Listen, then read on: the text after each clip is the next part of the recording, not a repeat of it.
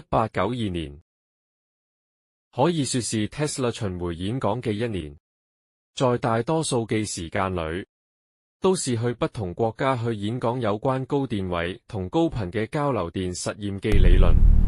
首輪是喺倫敦嘅電機工程師學會，之後去了倫敦皇家學會，隨後講座轉去法國巴黎嘅法國物理學會。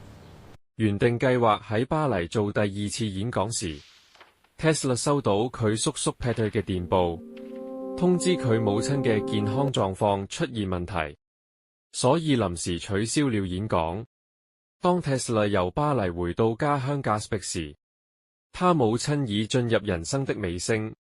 他對 Tesla 說出：你返嚟了 Nikola， 你是我嘅驕傲。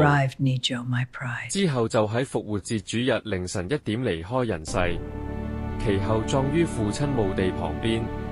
在最愛的母親離去下 ，Tesla 就病倒了，其後需要個多月時間才能康復。